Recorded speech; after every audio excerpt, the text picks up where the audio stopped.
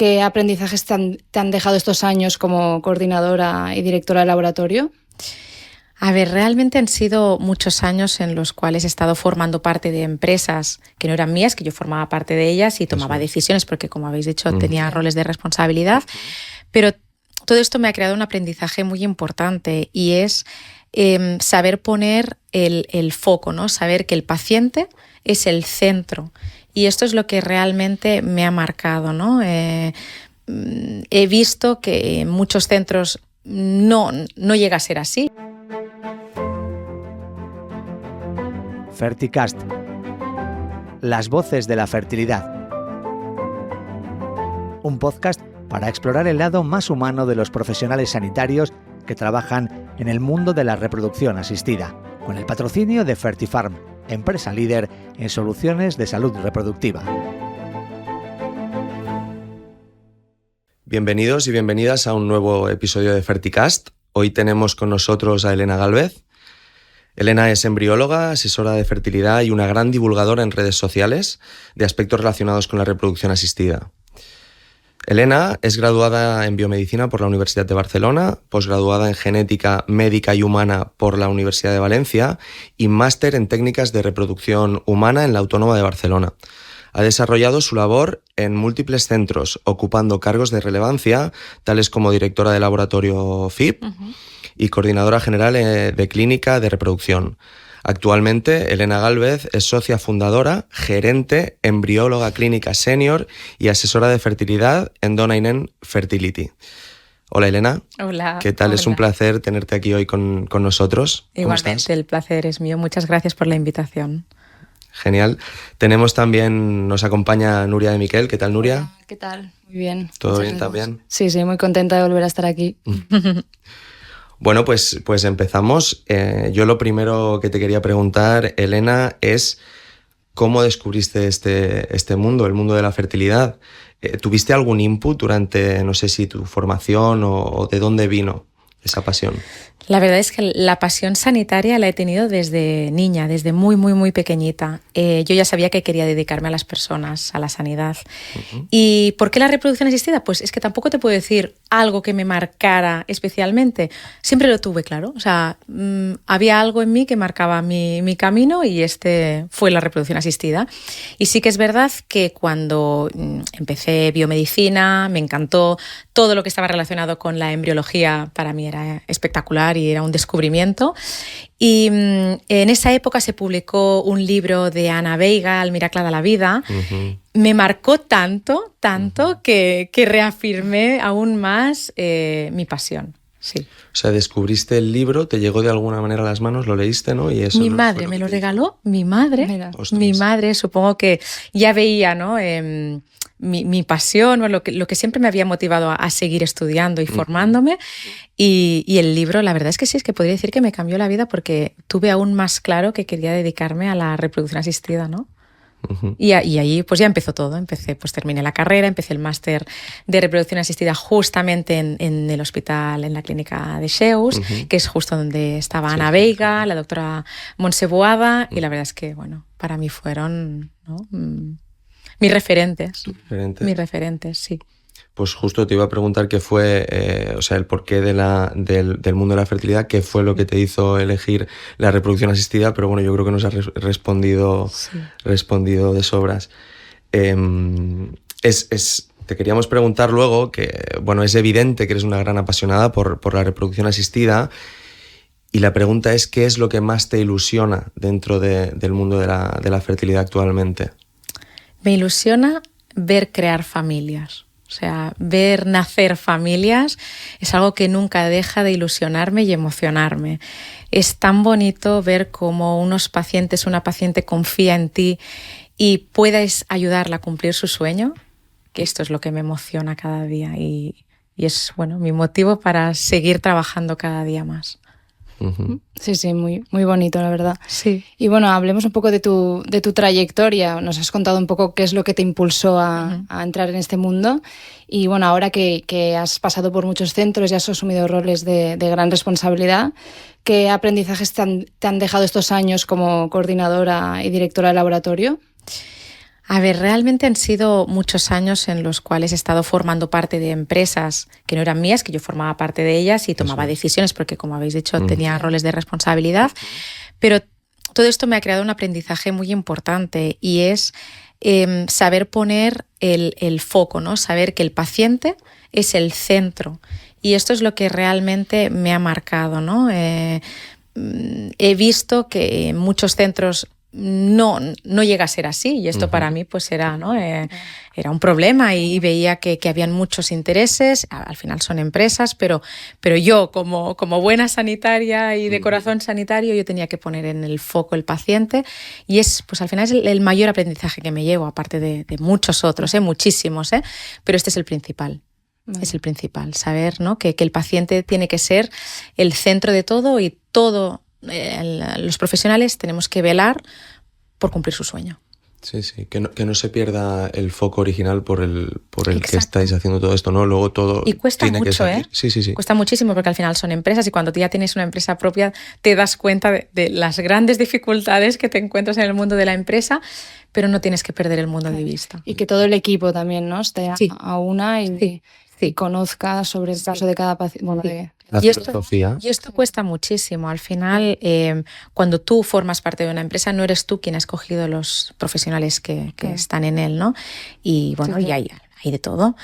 Cuando tú al final tienes una empresa y seleccionas muy bien a todo el personal, pues ya sabes qué tipo de persona es, ¿no? Y yo siempre digo que aquí lo que hay es cuando contratamos a alguien, siempre digo, yo necesito a alguien como nosotros, como yo necesito a alguien que lo lleve en su sangre, que su ADN sea ¿no? El ser muy asistencial y en velar por el paciente. Exactamente. Me hace gracia porque nosotros cuando pues, al equipo, ¿no? buscamos a una pieza nueva para el equipo, así, yo lo primero que pienso siempre es lo visualizas, ¿no? ¿A quién te gustaría que entrara, ¿no? Lo primero, alguien que no rompa nada, ¿no? O sea, que venga a sumar, pero que siga la misma metodología, la misma filosofía y manera de ver las cosas que tenemos nosotros. Sí, es que es tan importante y cuesta tanto.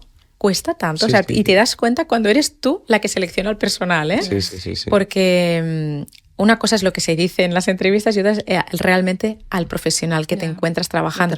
Y si, como vuelvo a decir, si no lo lleva en su ADN, al final acaba saliendo, ¿no? Y tienes que buscar esa empatía, esa cercanía y tratar al paciente de forma única, muy empática, muy cercana, muy profesional. O sea, cuesta mucho, pero la verdad es que ahora en Donain Infertility lo hemos conseguido, tenemos un equipazo y todos los profesionales que van entrando pues son de este perfil, ¿no? Y esto es muy bonito, tener un equipo en el que puedas confiar, que sabes que siguen tu misma filosofía. Llegas a un equilibrio muy bonito, la verdad, y una tranquilidad. Es la verdad que es genial. Sí. Pues Elena, la siguiente pregunta que yo te quería hacer es un poco pensando, ¿no? Yo también estudié biotecnología en la UB, creo además que somos pues de la misma quinta aproximadamente. Y tengo algunos de mis compañeros, algunos está ejerciendo como embriólogo en algún centro de reproducción y otros están haciendo investigación fuera, están en España, en fin. Lo que te quiero decir es que soy consciente de lo realmente difícil que es hacerse un hueco como embriólogo en este sector. Y sin duda la trayectoria que tú has seguido es la que muchos jóvenes están o soñarían tener desde el principio, ¿no? ¿Cómo ha sido este camino? Si volvieras atrás, ¿lo harías exactamente igual? ¿Haría alguna cosa que cambiarías? Aquí la respuesta es, sin duda, lo haría exactamente igual, sí. O sea, no me arrepiento de nada.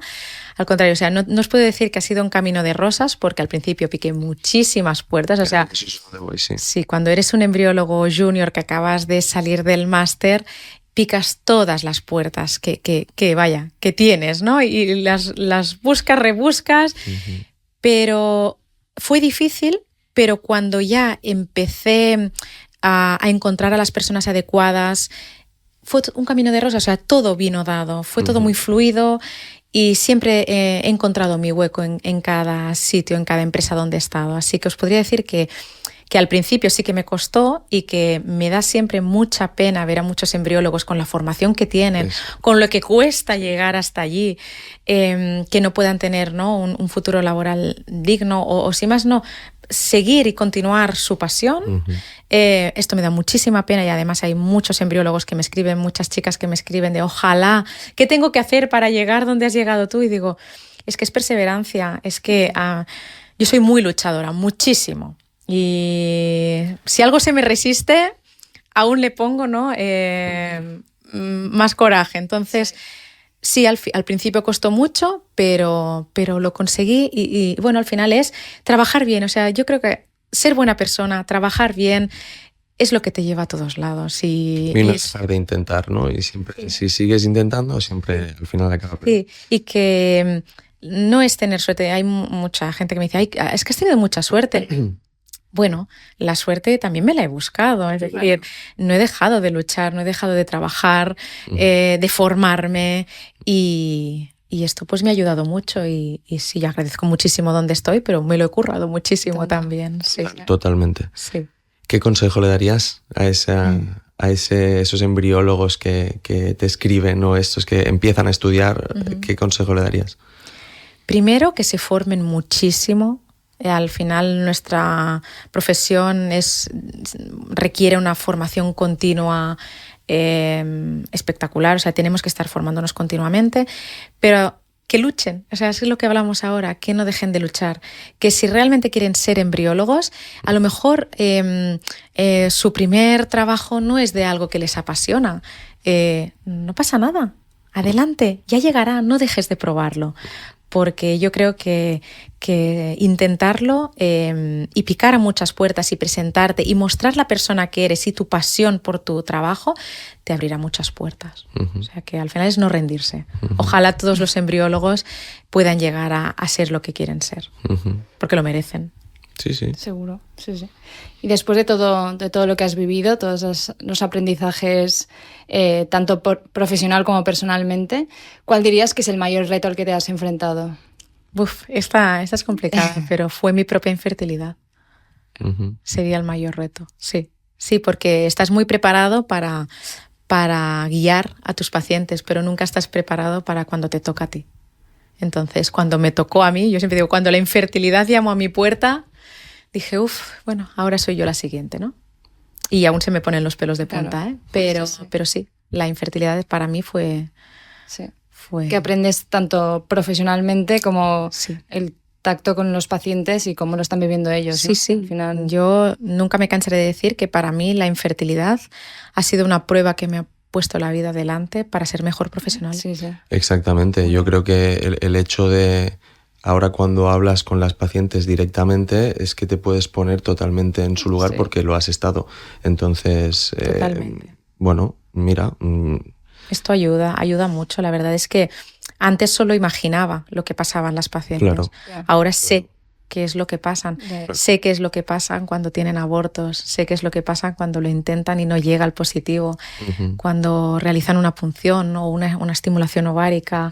Cuando están en beta espera, ¿no? Todo esto que un profesional solo lo puede imaginar y está a años luz de lo que pasa a la paciente, o es que no se lo pueden llegar a imaginar.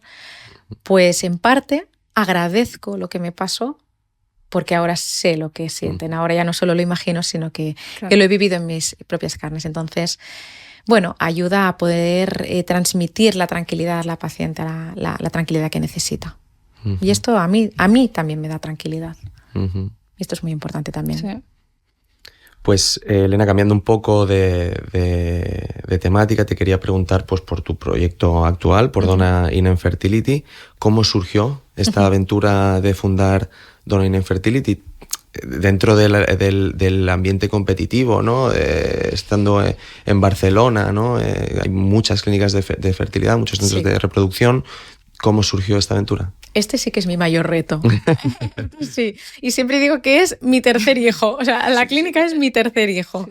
Y sí lo es. O sea, surgió de la necesidad y la convicción que tenía de siempre, que tenía que haber una clínica, que en ese momento no la había, una clínica integrativa, una clínica que no solo se hicieran tratamientos uno detrás de otro y sin pensar en nada más que una parte médica, una biológica, ¿no?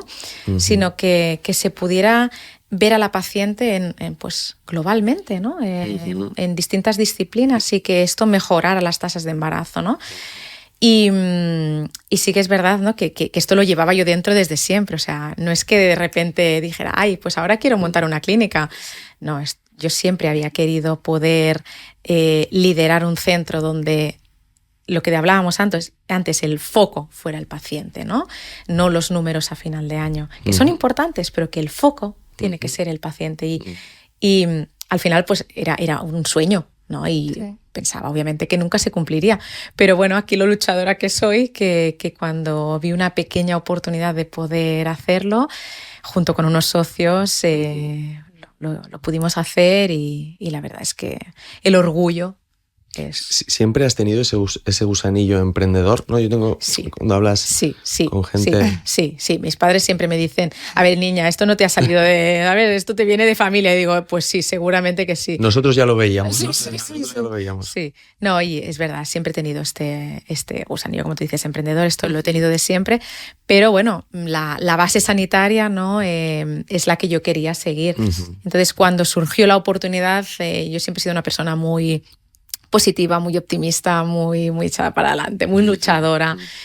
Y llegó, pasó por delante y la cogí al vuelo. Entonces, lo pudimos hacer, ya os digo, o sea, obviamente no lo pude hacer sola, lo hice rodeada de las mejores personas que podía hacerlo y ahora es una realidad. Entonces, hoy Donainen Fertility es lo que yo siempre había imaginado, ¿no? Ese hacer tratamientos, no cualquier tratamiento, no a cualquier paciente y no de cualquier manera, sino estudiando a la paciente globalmente, estudiando, pues para nosotros es muy importante la visión desde distintas disciplinas, desde distintas especialidades, ¿no?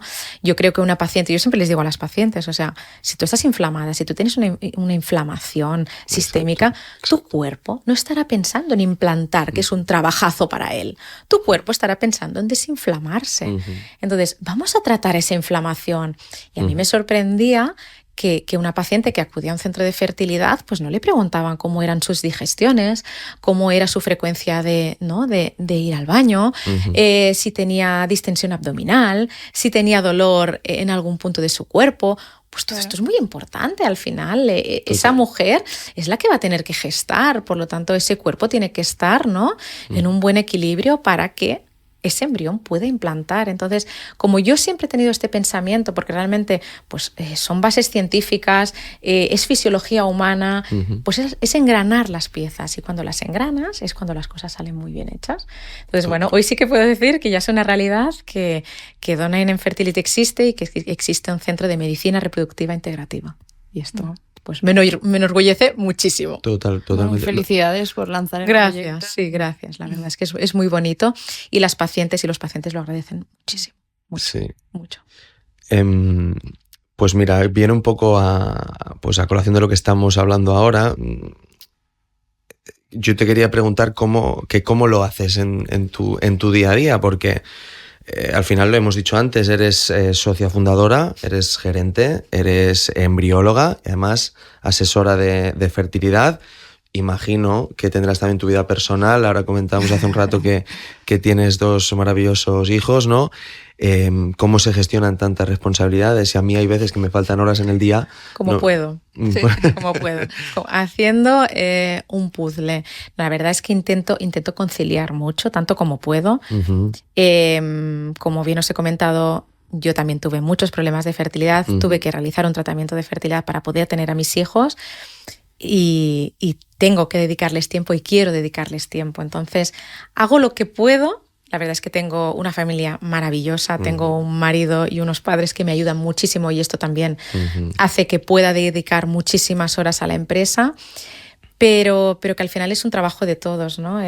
Yo estoy muchas horas al día en la clínica, no desconecto nunca. Esto de te vas 15 días de vacaciones, para mí no existe, pero no es que para mí sea un problema.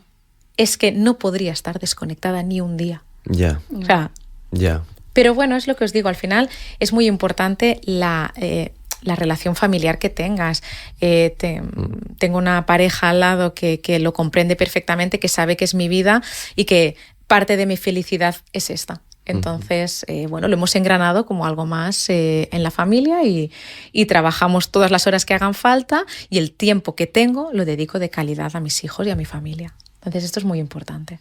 Qué bien, pero no hay ningún truco milagroso y después que me dieras alguna... Es correr todo el día, es hacer lo que pueda y todo sale adelante. La verdad es que con orden y organización todo sale adelante.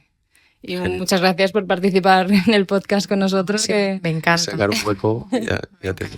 Sí, bueno, y añadamos una pata más a tus responsabilidades, que son las redes sociales. También eres muy activa en redes. Uh-huh. ¿Qué te impulsó a iniciarte? Mirad, la verdad es que fue a raíz de cuando, ¿no? Ya hablábamos de la infertilidad, llamó a mi puerta, ¿no? A mi vida.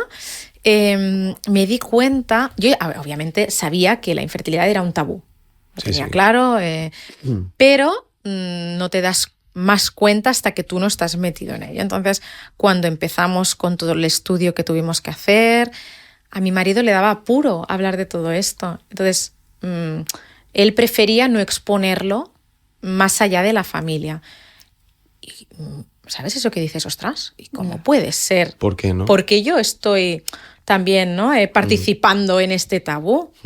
Entonces, pasamos, ¿no? La época más complicada que fue durante el tratamiento, obviamente, para no sumar nervios, y esto lo puedo entender perfectamente, para no sumar nervios es algo que mantienes en la intimidad, pero una vez pasa, es cuando dije, esto no puede ser, no puede ser. Hablé con mi marido, le expliqué, no podemos nosotros también contribuir a que el tabú se haga más grande, y le encantó la idea y le dije, pues me encantaría poder hablar un poquito sobre fertilidad y que no llegue el punto que haya una paciente o un paciente solo en casa, sin poder explicar a nadie qué le está ocurriendo y que no sepa qué hacer y que tenga que buscar al doctor Google. Exacto. ¿Qué le pasa? ¿Por qué sus sentimientos son estos? ¿O que su seminograma ha salido mal y no lo entiende? O sea, no quería que nadie se sintiera solo. Quería al final abrir la puerta a la información. Porque yo siempre he pensado que la información es poder y tiene que estar, ¿no? Al alcance de todos. Así que así empezó todo, pero nunca me imaginé que llegaría donde estamos ahora. Pero me encanta que los pacientes puedan tener la información de primera mano, una información veraz.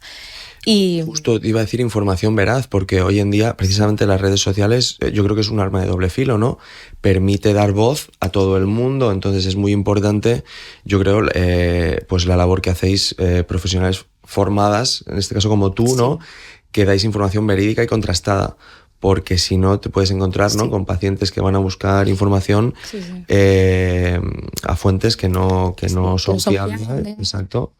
Además es lo que hablábamos ahora, hay muchos asesoras de fertilidad que no tienen titulación homologada, o sea, es que esto no puede ser y no se tendría que permitir. Por lo tanto, es muy importante que los profesionales del sector puedan dar, ¿no? esta información al paciente. Y esto es muy bonito porque el paciente ya te viene a la consulta con una información, con unas bases sentadas veraces. Entonces, tú en las visitas puedes profundizar mucho más en las explicaciones. El paciente te hace preguntas, ¿no? O sea, las consultas del paciente son unas consultas mucho más específicas. No se quedan con dudas. Y además, y lo más importante para mí, que es cuando el paciente llega a consulta, yo siempre les doy mi móvil. O sea, esto tampoco se acostumbra a hacer, pero yo siempre les doy mi móvil y les digo, yo no quiero que te quedes con dudas. O sea, aparte de la información que hay en mis redes, aparte de toda la información que te he dado en consulta, yo quiero que si tienes una duda, me la preguntes. Y no quiero que te esperes a la siguiente visita. Por lo tanto, cuando lo necesites, me escribes y te resolveré la duda, porque es que es muy importante la tranquilidad de ese paciente. Es que probablemente no te escriban luego, pero simplemente el saber que si tengo algo... Sí, es el saber que estás allí. Sí. Y además en tratamientos de fertilidad, yo les explico durante... O sea, la información que les puedes dar de consultas esporádicas, esto se resuelve, pero el momento más importante de tener este contacto es cuando empiezan la estimulación. O sea, cuando hay una hormonación, cuando el paciente tiene que empezar a pincharse unas hormonas. El 99% de los pacientes no son enfermeros ni enfermeras, no saben pincharse. Y aunque haya un taller de explicación de medicación en la consulta, no son enfermeros, que les puede pasar cualquier cosa, cualquier tontería que se resuelva al momento. Entonces, las clínicas a esa hora están cerradas. Claro, ¿dónde van a preguntar, ¿no? ¿Qué les está pasando y cómo pueden resolverlo? Entonces, aquí es donde siempre les digo, me llamáis. Porque para esto está mi contacto, para resolver cualquier... Sí. Muchas veces son las 10 de la noche y estamos haciendo una videollamada con una paciente explicándole cómo se administra la... Pero es que esto a mí me da una tranquilidad. Yo cada día me voy a dormir pensando que mis pacientes están tranquilas en su casa, bien atendidas. ¿Y esto? Es muy bonito, la verdad. Sí, es bonito. ¿Y notas, Elena, que esta labor de divulgación, lo estamos diciendo antes, ¿no?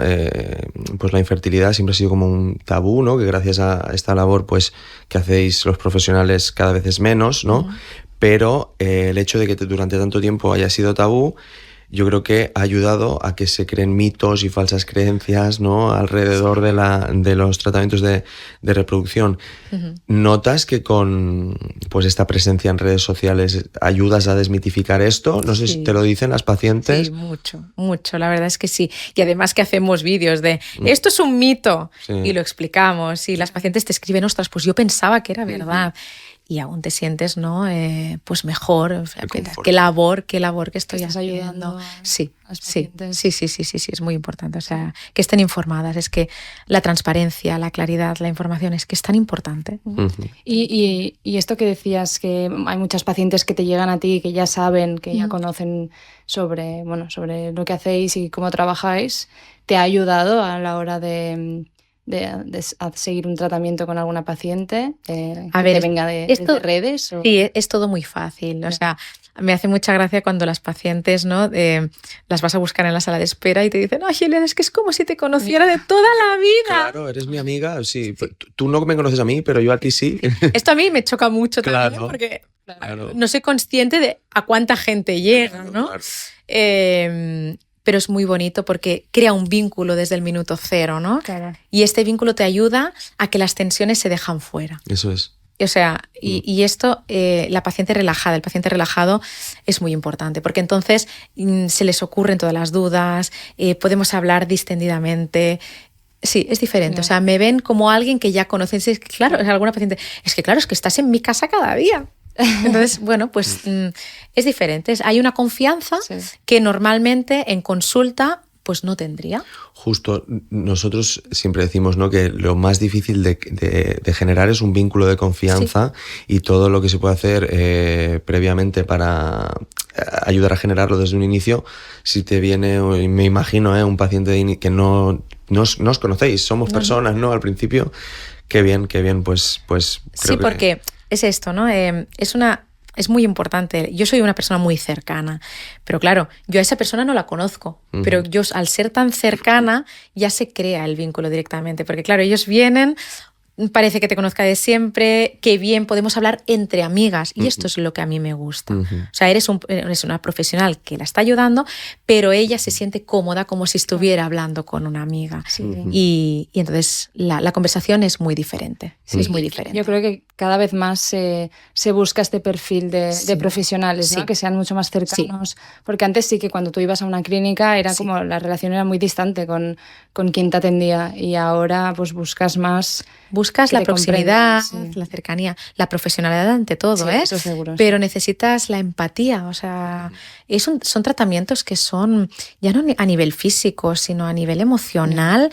Tienen un impacto muy grande. Entonces necesitas a una persona que te guíe, que te asesore, que te cuide, que te cuide, ¿no? Y que cuando te sientas mal puedas acudir a ella. Y esto normalmente antes no estábamos acostumbrados a que empatice, a ir a una clínica y decirle, ¿no? Me siento mal. Ayer vi a unos pacientes y el chico me decía, es que Elena, o sea, tuvo la confianza de decirme, Elena, es que cuando me levanto me siento triste. ¿Qué puedo hacer? Ostras, esto al final te llega, es un mensaje positivo de se está abriendo esa persona y normalmente este hombre lo hubiera llevado con él y solo lo hubiera hablado con su mujer. Entonces, está muy bien buscar ayuda y tener la confianza con tu equipo para poder expresar me siento mal. Entonces, obviamente, pues requiere que hables mucho con ellos, que les expliques y que busquemos ayuda psicológica si hace falta. Es bueno, poder llegar, ¿no?, a esta profundidad de conversación con los pacientes, la verdad es que creo que es muy bonito y muy interesante para toda la comunidad médica. Y que buscáis en Dona y Nen, ¿no? Que sea un trato 360 con los pacientes desde... Esto es que, como os comentaba antes, lo teníamos muy claro. O sea, el profesional tiene que ser muy cercano al paciente. Muy cercano, porque es lo que el paciente necesita. Ya no es lo que quiere el paciente, es lo que necesita. Elena, pues cambiando un poco ahora también de tema, te voy a hacer alguna pregunta en cuanto a la visión que tienes del sector. Sabemos, ¿no?, que el milagro de la reproducción es fruto de una combinación entre el trabajo del laboratorio de embriología y también digamos, la asistencia del ginecólogo, ¿no?, para poder tener un útero receptivo y en las mejores condiciones. Si tuvieras que ponderar el peso del ginecólogo y del embriólogo, ¿qué peso le darías a cada una de las dos partes? Para mí clarísimamente es un 50-50. O sea, uno no existe sin el otro. Es un trabajo conjunto y que si falla uno de los dos, la técnica falla. Por lo tanto, es que es súper importante la compenetración entre ambos equipos. Y justamente aquí es donde nosotros hemos puesto más énfasis en la clínica. En la mayor parte de centros no hay comunicación entre médico y embriólogo. No la hay. Y yo he trabajado en muchos centros en la que no la hay y solo hay un criterio médico y el embriólogo está relegado a estar dentro del laboratorio haciendo embriones y ya está. Entonces, es tan importante ¿no?, los dos departamentos que tienen que estar muy bien engranados y la comunicación entre ellos tiene que ser tan importante y tan exhaustiva. O sea, no podemos no comunicarnos entre profesionales porque cada uno de nosotros tiene algo que decir que aporta un valor al tratamiento. Como decías, que los embriólogos están en la mayoría de clínicas o que históricamente han estado en el laboratorio, ¿qué relación crees que deberían tener con los pacientes? Y si ahora mismo tienen. Es que yo no concibo de otra manera. O sea, ya os digo, yo durante 10 años he trabajado en otros centros en el cual el embriólogo estaba dentro del laboratorio y no habían visitas con el paciente, ¿no? Es que no existían. En mi última experiencia laboral sí que intenté, ¿no?, que el embriólogo tuviera esta faceta fuera del laboratorio. Y funcionó muy bien y realmente gustaba mucho al paciente, pero tampoco no era exactamente lo que yo siempre había imaginado. Ahora sí, y ahora ya os digo, es que no lo concibo de otra manera. Por eso Dona y Nen Fertility es... El papel del embriólogo es un papel fundamental, igual que el del médico. O sea, son dos figuras que son importantísimas, que van juntas y que siempre van a comentar todos los casos y va a ser una decisión conjunta entre ambos, porque es que son dos profesionales fundamentales para que un tratamiento vaya bien. Sí. O sea, que es que no lo concibo de otra manera. Claro. Y no es que ahora todos los centros funcionen así, es que creo que... somos nosotros el único centro que realmente el embriólogo tiene este papel. O sea, en la mayor parte de centros el embriólogo sigue estando relegado en un laboratorio y en algunos pocos el embriólogo habla con el paciente, pero se está empezando a hacer ahora. O sea, no es algo que sea histórico. O sea, aún sí. Es lo que es. Y el paciente agradece muchísimo el contacto con el embriólogo. Justo ayer enviaba a nuestro director médico un mensaje de una paciente que nos escribía por Instagram y nos decía: ¡ojo, qué importante es la labor que desempeñáis las embriólogas! Es que la verdad es que creo firmemente que esto ha mejorado el resultado de mi tratamiento. Y leer esto de una paciente es al final lo que te hace decir: qué bien que lo hacemos, ¿no? Sí. Qué bien. Elena, y viendo la evolución que ha tenido en los últimos años el laboratorio de embriología, veo que no paran de irrumpir nuevas técnicas y nuevos protocolos, sobre todo relacionados con inteligencia artificial y la automatización para la selección de embriones. Desde tu experiencia, ¿cómo ves la evolución de la embriología en los últimos años? A ver, la evolución es exponencial, o sea, es ciencia y siempre estaremos en desarrollo y y esto es normal. Sí que es verdad que ahora tenemos la inteligencia artificial, que en reproducción asistida dentro de los laboratorios ya lo tenemos. Es una realidad, exactamente. En los sistemas time-lapse, en las incubadoras, pues ya tenemos, ¿no?, una selección embrionaria. Lo que pasa es que, a ver, yo siempre soy muy cauta. El ojo del embriólogo no se puede reemplazar. Uh-huh. Por lo tanto, para mí es una herramienta que permite al embriólogo pues tener más datos. Uh-huh. Y esto por ahora me gusta. ¿Vale? Pero aún creo que estamos lejos y no creo que pase nunca, la verdad, de poder sustituir ¿no?, el ojo humano de un embriólogo especializado y con mucha experiencia a la inteligencia artificial. Sí que es verdad que son herramientas que ayudan, pero... ¿Un buen asistente? Sí, es un asistente. ¿Es un buen asistente? Sí. Yo la verdad que a veces me paro a pensar, ¿no? Yo no, aunque te dijeran, ¿no?, este protocolo, este sistema de inteligencia artificial tiene un 100% de acierto en... Sí. Yo no me quedaría, ¿no?, y echar un ojo tú como embriólogo. No estamos aún en esta era. Aún así usáis. Sí, se usa, pero ya os digo, como una herramienta más que puede tener el embriólogo para reafirmar su decisión. Vale. Sí. Y Elena, en cuanto a la ley de reproducción que tenemos ahora en España, si tuvieras que cambiar algo, ¿cambiarías alguna cosa? ¿La dejarías como está? La ley de reproducción asistida actual es una ley que está casi obsoleta, tiene casi 20 años. Uh-huh. Y realmente lo que tendría que haber es una modificación de esta lo más urgente posible.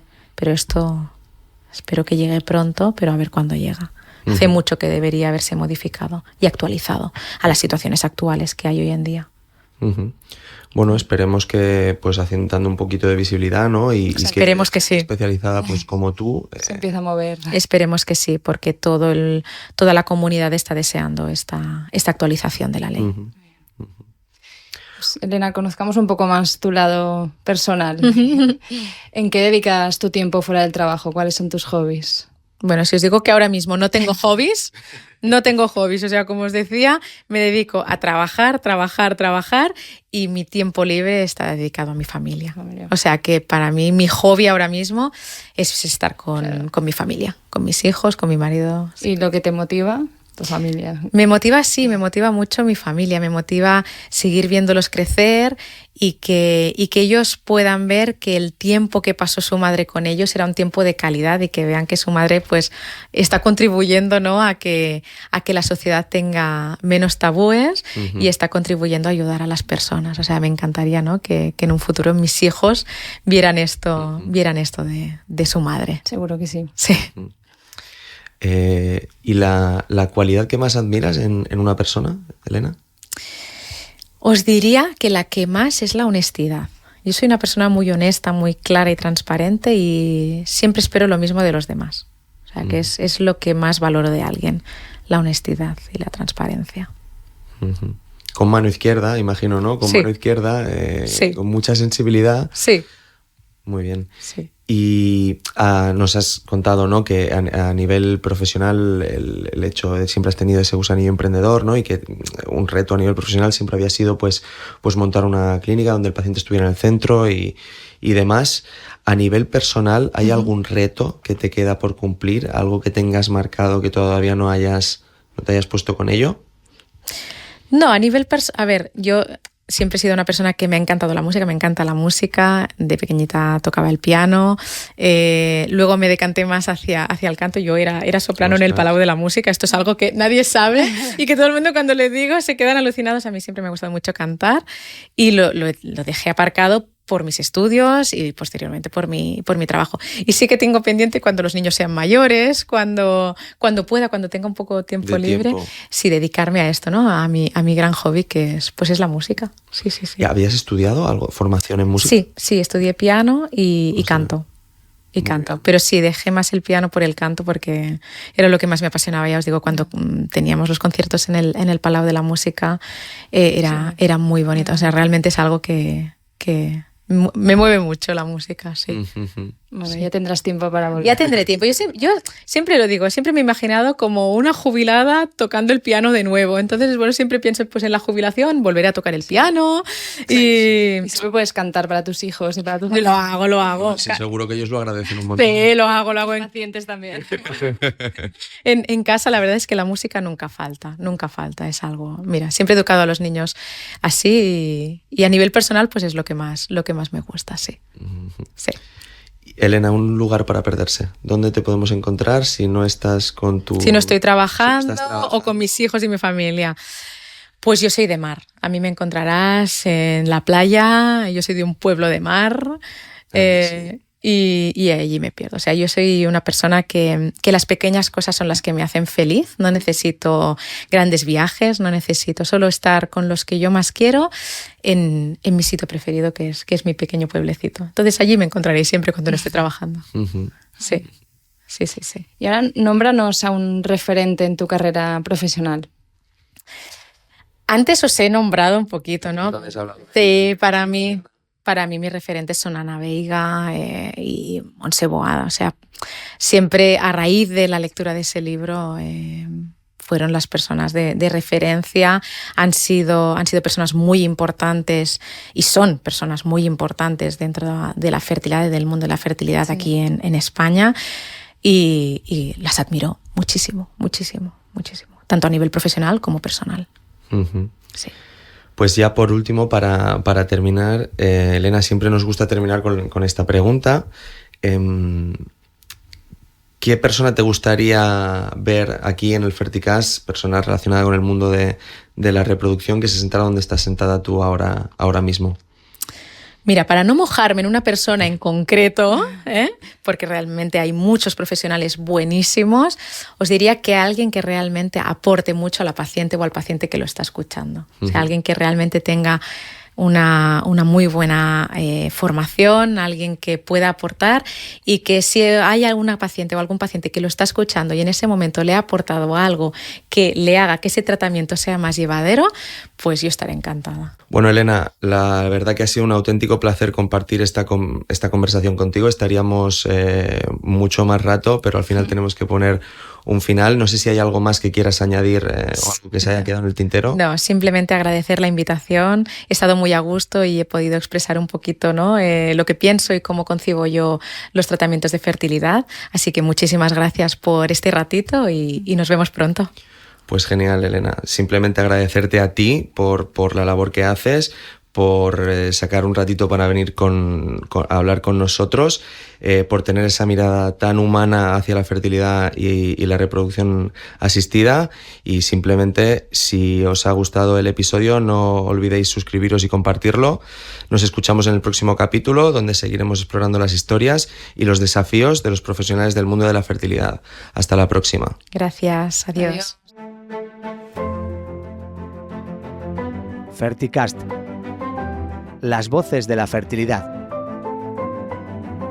Un podcast para explorar el lado más humano de los profesionales sanitarios que trabajan en el mundo de la reproducción asistida, con el patrocinio de Fertifarm, empresa líder en soluciones de salud reproductiva.